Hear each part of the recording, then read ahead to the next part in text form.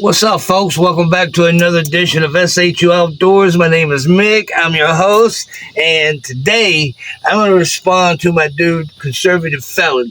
Well, lack of a better word, I call him my homie. I'm going to respond to him. He made a video. His last video concerned Carmelo Anthony, Chud the Builder, Kyle Rittenhouse, and he was giving his point of view on these three topics, right? So I'm gonna let him speak briefly, stay within the copyright zone, right?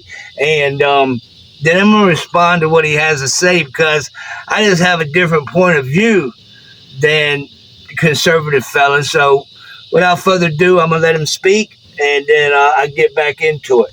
Travels. He's one of many people who travel to Wisconsin in the middle of that riot to protect businesses that are being burned down and robbed.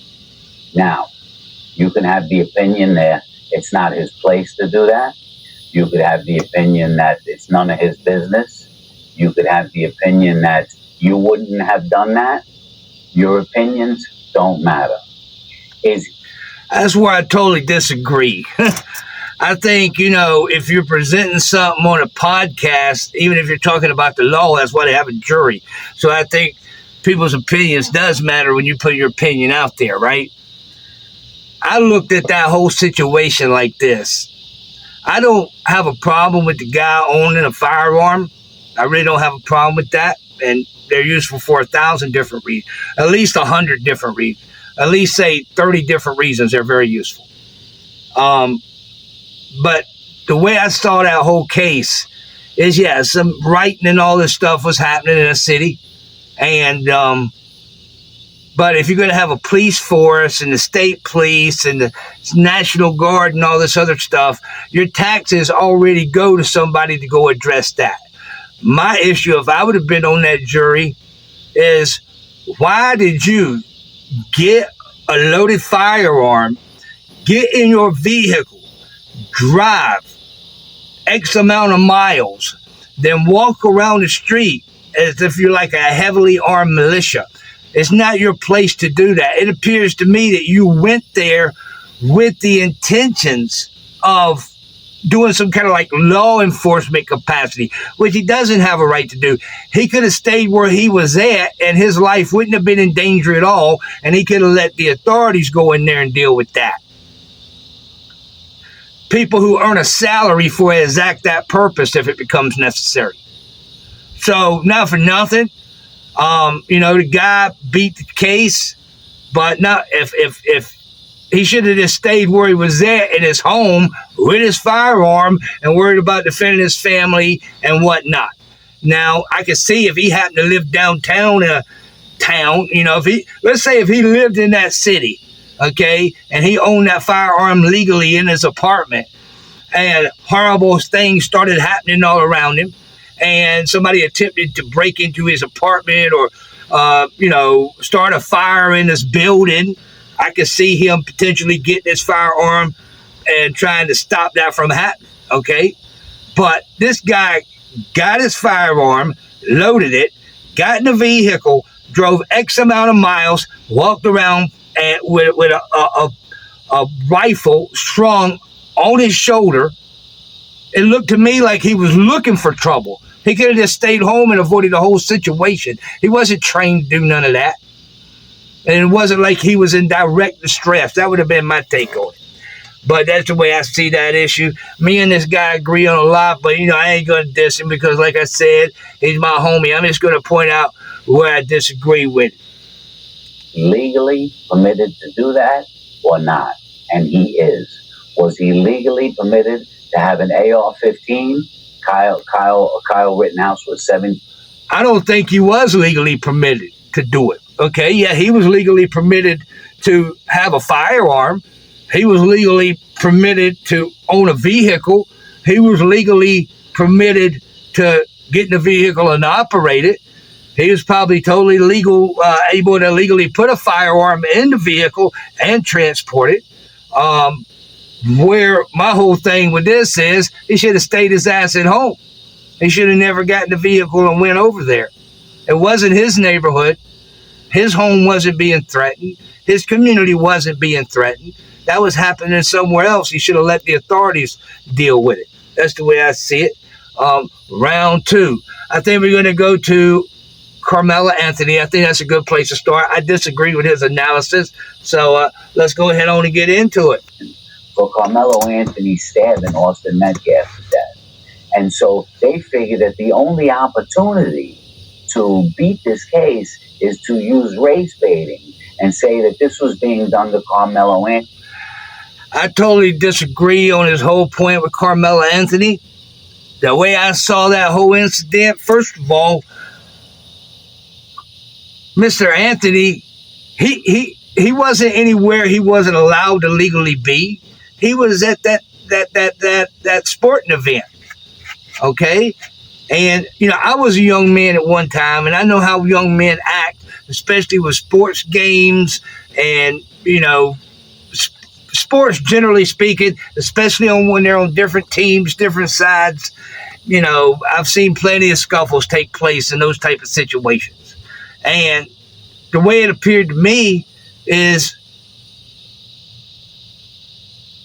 Mr. Anthony went over there to the tent. It wasn't like it had a sign on the tent posted, Carmelo Anthony not allowed within 10 feet of this tent under order of some law or something. So, yeah, he went over to the tent. Now, would I have went over to the tent? I don't know. I don't know what was going on, but he went over to the tent. He was legally allowed to go over to the tent, to use his logic. And I could definitely see a situation where maybe him and this guy knew each other or on different teams, or they had some kind of dealings in the past. And the dude was like, hey, man, why you over here under our tent? This is where our team hangs out. And words could have been exchanged, etc. I don't know, so I ain't going to guess. What we do know is this other individual poked Mr. Anthony in the chest, all right? And Anthony said, hey, man, don't touch me no more, all right? Now, we don't know if this dude, Anthony, had some kind of phobia against being touched, but it doesn't appear to me he attacked immediately. I mean, it doesn't appear that's what happened. He said, hey, man, don't touch me no more. Maybe he was thinking they might try to jump on him. 2 or 3 of them might try to jump on him because I've seen those type of heated situations take place. Maybe the guy advanced on him, poked him, touched him again, and maybe, he did what he did because he could have potentially feared for his life. So that's the way I see that whole incident. If I would have been on the jury and I had to make that call, I would have said, hey, that dude Kyle Rittenhouse is guilty because he should have never been there in the first place. Period. And I would have said Anthony is not guilty. Because, hey, if you're going to say stand your ground, you believe in people having the right to have arms to defend themselves, hey, if I'm in that situation, I've been in situations where it gets real hairy. You got 2 or 3 guys, 4 guys or whatever. Maybe they didn't jump him, but maybe he thought they were, based on some prior behavior, or is that the norm in the sporting world? I don't know. I mean, I'm not 100% sporting world expert, but I've been around young men with testosterone, and I know how people can perceive things, and I know sometimes people have reputations that, or whatever. But I would have found him not guilty, not for nothing. Because I'm a proponent of the law. I know a few things about the law. I ain't no pro, I ain't no expert, but I'm good enough when I need to be. Anyway, let's go ahead on and get into the next one. And the next one coming up is the best of all. Chud, the dumbass builder. Okay? Let's see what this old boy's got to say about it. Right? And out of the state of Tennessee, and who was a YouTube person, a social media person, if you call him an influencer, a social media influencer. This Chud the builder character has to be one of the biggest imbeciles that I probably ever encountered anywhere on social media. I mean, look, man, I believe that everybody. I'm an American, so yeah, I don't knock nobody for what they believe in their personal life. But when you start going around baiting people and disrespecting people and then posting it on social media, you could probably understand why certain people are going to take serious issue with that. Okay, everyone doesn't have the personality of the people that live in your section where this guy Chud the Builder's section of Tennessee. I mean, yeah, I would have said you was a real gangster, all right, if you'd have went to East New York and did it. Okay, if you'd have went to Harlem and did it, if you'd have went to Compton and did it, if you'd have went to the south side of Chicago and did it, I said, okay, the dude's really stupid. But at least you could say he's like, serious about whatever he's doing. But it shouldn't. Anyway, I don't want to digress, right? I'm imagining he'd have found himself in a real jam pretty quick. He seemed to have got away with it pretty often, whatever part of Tennessee he's from. But the moral of the story is this right here. It shouldn't surprise anyone that everybody in this world, unfortunately, is not stable and rational people. Okay, so it shouldn't surprise anyone that incident occurred. Now, yeah, you do have freedom of speech. It seems to me that YouTube is very sensitive about everything that I post, even though I think I'm a relatively cool, mellow creator. But they let this guy, when this other, whatever platform he was on, it doesn't matter to me. The moral of the story is they let him post all this wild stuff, knowing there was a good possibility at some point somebody might decide to track him down. He put himself in a very high-risk situation by exercising what you could say is his freedom of speech. Freedom of speech. They got something called fighting words in freedom of speech. So, you don't have 100% absolute freedom of speech. You don't have the freedom of speech to necessarily yell fire in a crowded theater. You could say, yeah, arguably you can go around trying to pick fights with people, but I've seen the police arrest people for less on a lot of these police videos they show. So let this guy go ahead and finish speaking. His name is Dalton Erdely, but they call him Chud the Builder. And Chud the Builder, who's, I think he's in his late 20s, about 29 years old as well.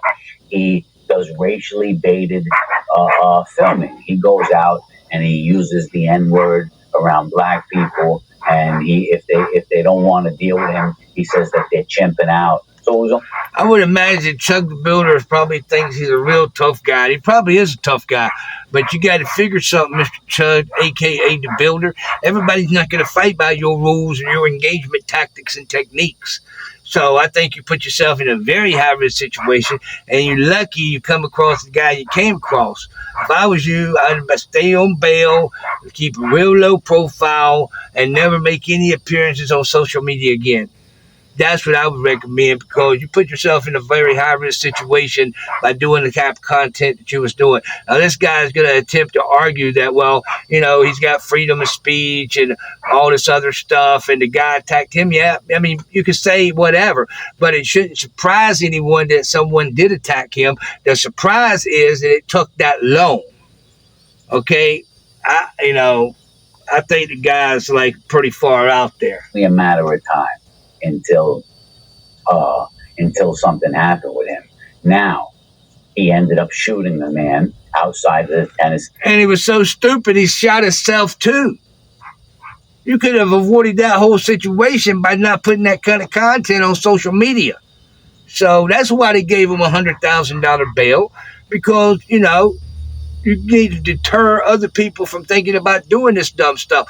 Hey, man, I'm a total proponent of freedom of speech. Think whatever you want to think. Freedom of speech, I'm all about it. But you understand, certain words, even as a matter of law, are considered what is fighting words. Like if I come up to you and start a traditional disrespect, your mother's this, your mother's that, your neighborhood sucks, you suck, school you went to sucked, everything about you sucks, and then I start walking towards you, that's considered a fighting word situation. Okay? So that doctrine does this as a matter of law. And this guy right here is going to say, well, he was justified because he ended up shooting the guy and shooting himself. Well, you can say it was justified if you take that strictly legal approach, because he was attacked. But the moral of the story is he put himself in an extremely high-risk situation by even posting that kind of content. I'm not saying you don't have a right to post it. Hey, post it if that's your thing.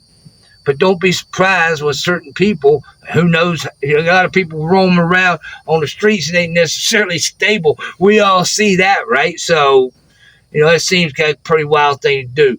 Look, homie, I ain't trying to dish you. Shouting you out, man. Try to school you a little bit, man. You got to be a little bit more wide open in your whole thought process, man. Don't jump the gun, homie. All right? But hey, it's your life. It's your thinking. Do whatever you want to do, man.